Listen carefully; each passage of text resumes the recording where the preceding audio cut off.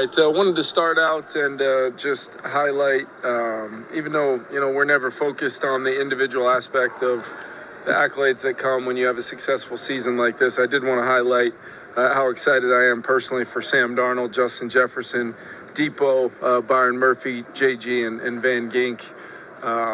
Really cool. We had a whole bunch of alternates as well. I think especially the first-time guys being voted in as starters, or being voted in Sam's case, coming here on this journey with us from day one. It was a cool moment to be able to call him and tell him he had been selected, as well as Murph, JG, and Gank. These guys have been playing at our high level for a really long time, so very excited for those guys. We had a really good week of preparation. Guys are locked in. Feel really, really good about the way we've gone about the week, and we know the challenge it's going to be, both environment and playing a premier team in our league that presents so many challenges across the board in all three phases. So we know what kind of challenge it's going to be, and our guys are excited for the opportunity to go compete. Just providing you guys with some game statuses. Pat Jones will be out for the football game, and then we'll have two questionable designations. Camus and Fabian will both be questionable. Fabian with the hip, and then Camus, he's, as you guys know, there's a bunch of stuff going around. He's been fighting a little bit of an illness. He is turning the corner. We'll see how he does maybe later on today, and then see if we can have him available. But possible elevations, we'll keep you guys posted based upon our practice squad availability and those guys being ready to go for the game.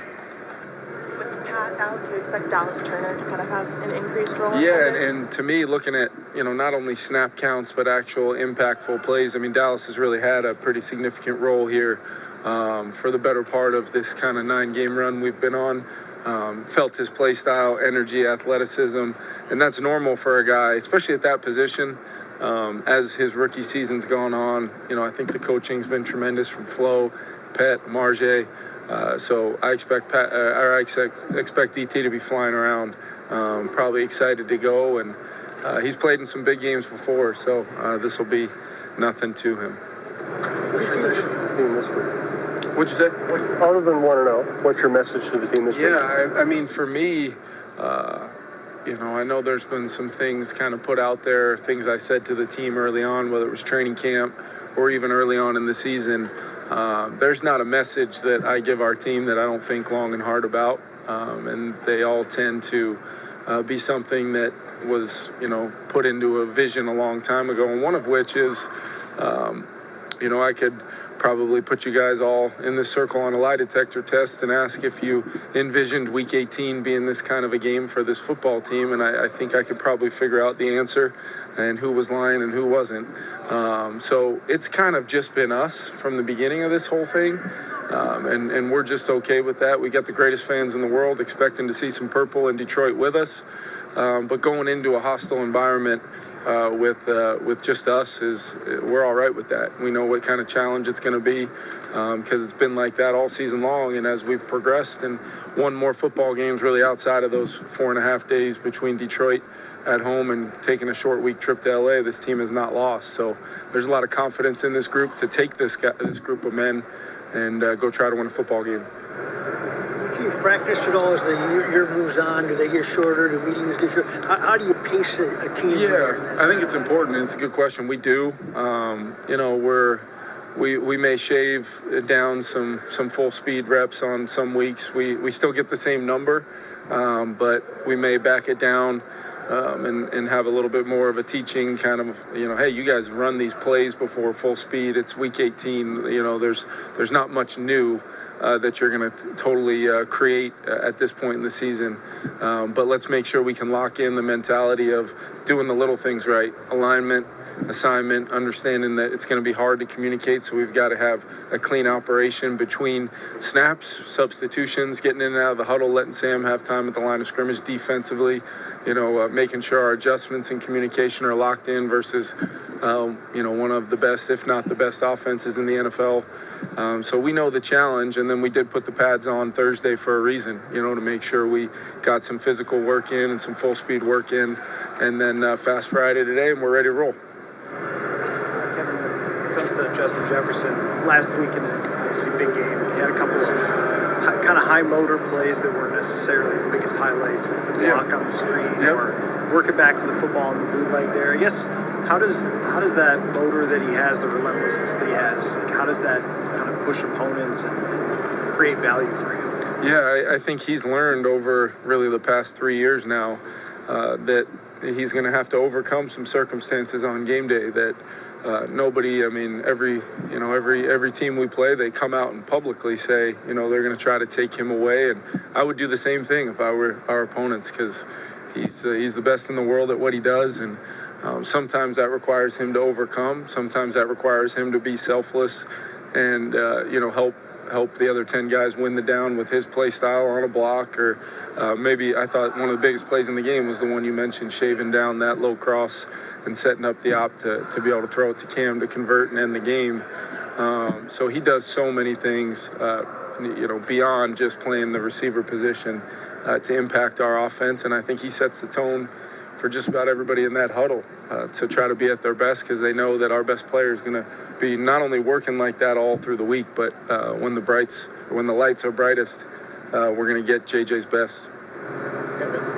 Sam said he would try to stay up a little bit later so he doesn't sleep too much with the game at night. Do you guys have any general guides for night games like that? Yeah, we played on Sunday night earlier this year. We'll adjust, based upon our travel schedule, and then making sure we get the guys up on Sunday and moving a little bit. We'll have some of the things we would do before a noon game Saturday night. We'll move some of those to Sunday morning.